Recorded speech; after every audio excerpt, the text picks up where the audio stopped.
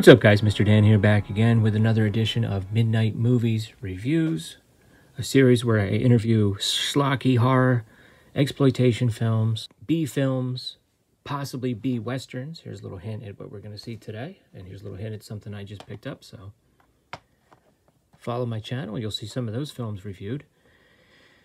And essentially just goofy, entertaining films of the type that used to be shown at drive-ins or on late-night TV. And today we have two films that were filmed back-to-back, directed by William Bueadine. Jesse James meets Frankenstein's daughter, and Billy the Kid meets Dracula. Just some goofy, fun mashup pictures. Last time, by the way, I reviewed The Return of Dracula and The Vampire, which were both filmed by the same director back-to-back as well. I'll be commenting on The Return of Dracula in just a moment, because there's kind of an interesting connection between the Billy the Kid movie and that film. Anyway, these are goofy, fun movies. Ideally, I guess I should have reviewed them the day after I watched them, which was about 2 weeks ago, because you're not going to remember a lot of plot details. The titles pretty much say everything, although we'll see a contradiction here in a minute.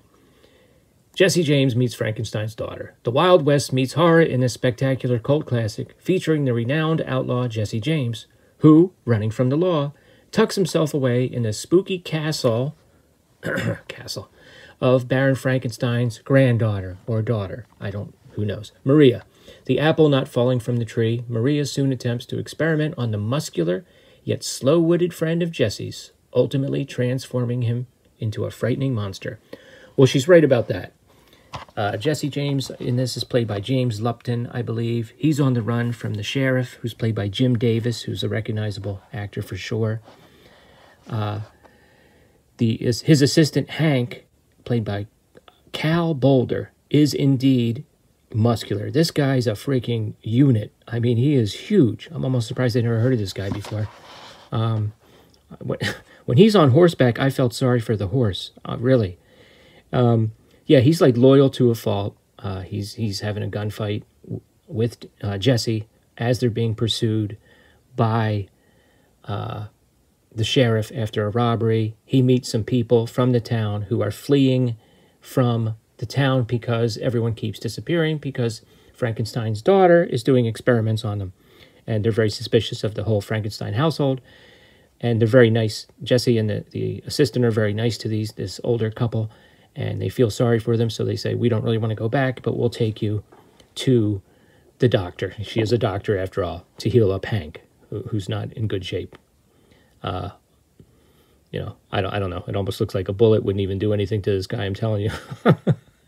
So anyway, Maria is the daughter or granddaughter, I don't freaking know, of Frankenstein. Sees a slow-witted guy with a perfect body, so she says, well, I'm going to do what we do in the family. I'm going to see if I can put a brain in there and make the ideal man, and that's essentially what happens. And then, can they sort of control the monster or not? And can Jesse sort of make sense of this whole mess and get away? I don't know. That's pretty much the plot. Not a lot. There's some makeup effects. They're pretty good, but they're not really elaborate. Mr. Boulder looks like he's just essentially gotten a brain transplant. I mean, there's no other makeup effects, or anything like that. It's just a brain transplant movie, really. I enjoyed it. An hour and 28 minutes. It actually kind of went by quick. I didn't, these are typically the kind of movies that are off sometimes even shorter than that. Billy the Kid versus Dracula is an hour and 14 minutes. Perhaps even longer than it could have been. But yeah, that's usually the length of these films. And but Jesse the James meets Frankenstein's daughter, I think, was the one I prefer. But the other one, the next one, Billy the Kid versus Dracula, is pretty good. It does feature horror legend John Carradine as Dracula, and it's interesting because what you get in this film, and they really milk that. You get lots of shots of Dracula coming into a room and just staring at people, and that's supposed to be like really scary. He's like, John Carradine giving you the gas face is supposed to be like a horrifying thing, I guess. And essentially, it's the story of Billy the Kid trying to right himself after a life of crime, which is amazing because he still looks like he's 25. But then again, his name was Billy the Kid, because he looked like a kid. He's trying to get engaged, and yet this woman's uncle, or a person impersonating her uncle, who turns out to be Dracula, is fixated on her and wants to make, wants to do what he does to make a meal out of her and convert her to the vampiric world. And that's essentially the plot, or at least just about all that I remember. A lot of the townspeople and the sheriff gets involved. They don't know if they can trust Billy the Kid. At one point, they got him locked up. You've got other people mouthing off to Billy the Kid because they think, well, he's trying to leave the life of crime behind him. But eventually, he just says, the hell with that, and he just starts punching people out. It's fun. It's just a little goofier. And John Carradine is customarily good in this film. Sometimes he's just there to be John Carradine. I think this is one of those films. Every once in a while, you see him in a film and you're reminded of, hey, this guy can really act. He's like really good sometimes, but a lot of times he just shows up to be John Carradine, and I think this is one of those cases. And it also struck me that, although they cast him in this film, most likely because he took over for Bela Lugosi in Dracula, in Universal's Dracula series, the actor from this movie, actually this one, The Return of Dracula, would have been a better replacement for Bela Lugosi than John Carradine. I believe his name was Francis Lederer. Now, this was a couple years later, but he wasn't a young man when he made this film, so I think age-wise it would have worked. Looked more like Lugosi, not exactly the same. Had an accent somewhat similar to Lugosi. Maybe not as heavy. Maybe not from the same country. I don't even know. Maybe he was acting. But, certainly closer resemblance, more similarity to Lugosi than Carradine. Just something I noticed. Well, that's it, guys. If you get a chance, throw these on. They're goofy fun. I'll be doing some more midnight movies in the future.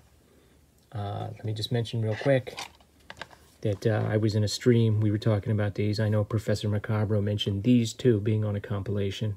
I kind of blanked at the time. Then I remembered that I did have them on this 4-movie set. So we'll be getting to those. I've got Count Yorga back there. I got some B Kung Fu movies coming. So we're going to mix it up. We're going to have fun on this midnight movie series. I spoke to some of my YouTube friends about reviewing The Monster That Challenged the World. So look for that. And come back again soon. Have you seen either one of these? By the way, I would love to have both of these on a double feature. Now, I believe Jesse James versus Frankenstein's Daughter has been on the Midnight Movies label. That one has also been, I'm pretty sure it's probably on YouTube. That's been hosted by numerous horror hosts, including, I think, Elvira and Joe Bob. But they have been marketed together, as you can see on the screen here. So, unfortunately, I only have the one in this compilation. The other one I did watch on Tubi. But, yeah, check them out. They're a lot of fun. And come back next time. Thanks.